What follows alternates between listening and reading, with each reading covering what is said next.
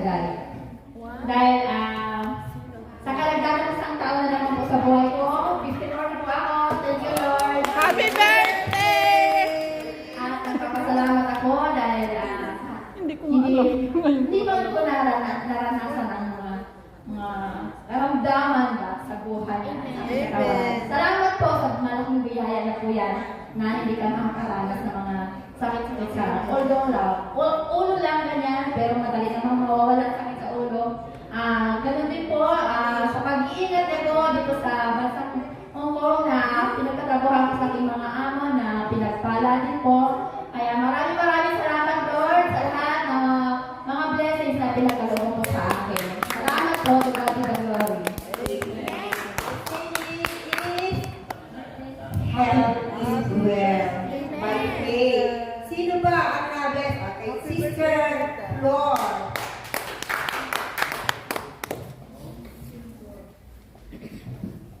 May sunod pa, ma'am.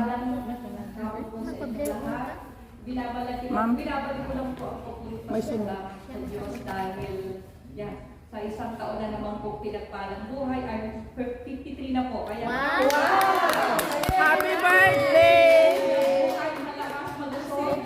Kaya marami pong salamat sa ating dakilang Yahweh siya. Dahil nagpapasalamat din po ako dahil naayos ko yung visa ko. Hindi ko alam na magkakaroon ng problema pagka nagbakasyon ng matagal, 4 na buwan. So, question ako sa immigration at dinala ako sa immigration department. Talagang hindi nakakatakot kasi napaka-strict nila.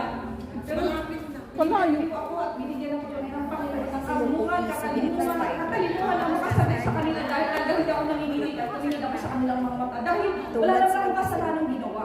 So alam kong wala akong ginawang masama. So nung in-interview ko lahat, mga basic lang naman yung tanong. Pero salamat sa Diyos, nakasagot ako. And then yung waiting process, ang nakaka-nervyos kasi maghihintay ka almost 2 hours ata ako doon.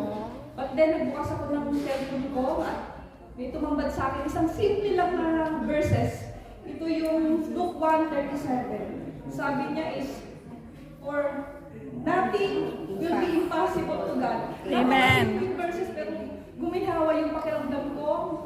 Yung talagang sabi ko, Lord, malalagpasan ko to. Kaya marami kong salamat sa biyaya ng Diyos sa buhay ko for almost sa mga biyaya pinaggalog niya sa akin, sa aking anak, sa aking magulang. Kaya maraming kong salamat. To God be the glory. Amen. Be closer and be prayer. Prayerful. So next, sino ba ang ay, Sister Rose. Amen. Amen. Ito na napakabuti ng aking Diyos na buhay. Ngayon ko lang na-receive ko ang text ng anak ko. Isa rin po sa hiling ko noon na sabi ni brother nung anniversary natin, yung red packet na maglagay po tayo ng ating handog doon at saka command of bless na from hiling natin kay Lord. Isa ang hiniling ko tungkol sa anak ko na samahan sa kanyang pag-aaral. Thank you Lord, nakakuha sa ngayon second grading ng high honors. No, first grading is with honors lang. Thank you Lord sa kabayang pagmubay po niya sa aking anak at sa lahat ng help po ng aking mga mahal sa buhay. Amen. Praise the Lord. Praise the Lord. Basic of faith. So ngayon, kay Sister Marisa. Ay, amin po. Binabalik ko lang po, Lord, ang parangalan ko. Papuri sa inyo, Lord, at sa lahat ng mga biyaya. Dahil ito po yung nangyari noong October 1, kasi start po natin. Sinabi po ng ating first disciple na aminin nyo sa inyong sarili ang inyong karamdaman. At glory to God po, sa tinagal-tagal po, hindi ko po inaamin na may karamdaman po ako. At doon ko lang po naisip at sinasabi na, Lord, salamat sa karamdaman. At humingi po ako ng tawad dahil doon. At papuri, pasasalamat ko sa iyo, Ama, dahil nung humingi ako ng tawad at sinabi ko ang karamdaman ko on the spot, tinanggal niyo po yung nakabara sa lalamunan ko. At simula po doon hanggang ngayon, glory to God, Lord, kasi tuloy-tuloy na po ang paggaling ng aking karamdaman sa lahat ng aking katawan. Thank you, Lord. Mula hanggang sa lahat, pinaramdam niyo po sa akin. Kung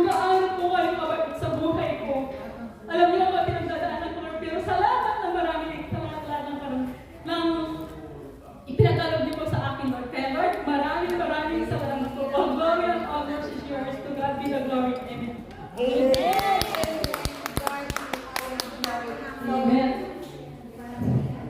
Ngayon, we are going to anyone to make a testimony.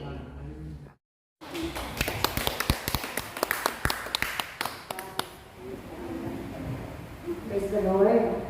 Glory to God. Glory to Christ Jesus. Nais ko lang po ibalik ang mataas na pupuli sa ating Diyos ng buwan. Last Sunday po, birthday ko ng Papa. Kinabukasan po Lunes ng madaling araw, inatake ko sa puso. Salamat sa Diyos kasi dinala ko siya sa ospital na malapit sa amin. Sabi ko sa kanya, within 24 hours po talaga, kailangan siyang madala sa malaking ospital. Kasi wala daw pong mga kagamitan doon sa ospital na malapit sa amin. Nakaparating po siya sa malaking ospital na hindi po siya nagsasalita. Tahimik lang po siya. Naninikip po kasi yung dibdib niya. Talagang naatake po siya. Sabi nga po ng doktor, pinagalitan nga po sila kasi sabi, dapat po habang sinusunod daw po yung papa ko, may naka-assist daw po kasi. Kasi anytime po, pwede po siyang madalon na arrival. Papuri sa Diyos na unang araw pa lang po niya, sabi ko sa papa ko, sa kapatid ko na ang Panginoon siya dahil pangkaraniwang para sa akin. Pero ang sulat, sobrang nakakapangyarihan po. Tunay at tapat po ang mga pangako sa salita ng Diyos. Amen. Nakita po ng kapatid ko ang himalang ginawa ng Lord sa aking papa kasi sabi ko sa kanya, dasalin mo ang Salmo 91 kasi ang papa ko nga hindi po siya makapagsalita, hindi pa po siya makagalaw. Ang heartbeat po ng papa ko is mabilis po talaga. Hindi po kasi nagsasabay yung pulso niya at saka yung heartbeat po. Habang dinadasal po yun ng kapatid ko, sabi niya sa akin na habang dinadasal ko yung Salmo, yung heartbeat po ng papa ko naging normal. Amen. Ang sabi po ng doktor, 5 weeks po ang gagawin ng papa ko. Pero salamat sa himala ng Diyos, 2 days lang po. Nakakapagsalita ng papa ko. Nakaupo na kayo siya. Kaya napakalaking pasasalamat po sa Diyos na buhay, sa panibagong buhay na ipinagkaloob niya po sa papa ko. Amen. Thank you, Lord. Praise the Lord. Miracles are forever, sister. Kahit hindi man natin sila kasama, sabi. Palakpakan ng Diyos! Palakpakan na! Kaya pinagpala pag-isip ng pagbulat ng ating mga kapatid po. Pagka tayo buhay. Amen! Magpapasalamat ako sa Diyos sapagkat sa darating po ng Sunday, uuwi na ako. Yeah! Sapagkat sa loob po ng isang taon ko sa aking talagang naranasan ko ang biyaya sinasabi 6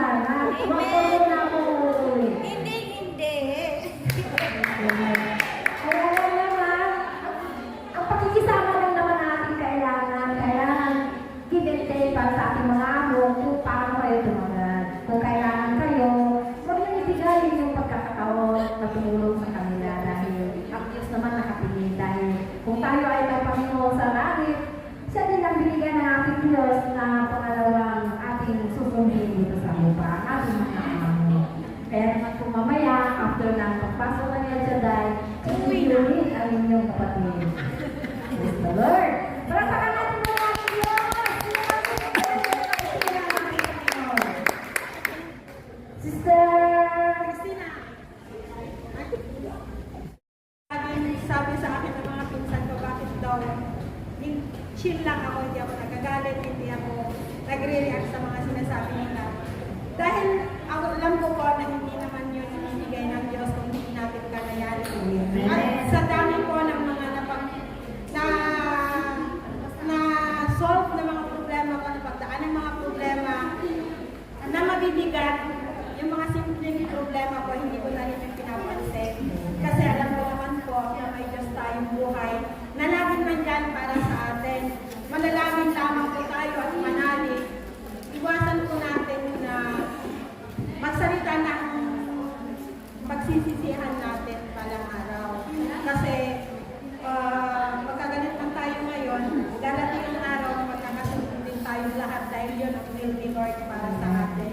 Kailangan natin magpatawad at magmahal sa ating kapwa gaano ng kabigat ang ginawa sa atin dahil hindi tayo magiging masaya sa ating buhay natin.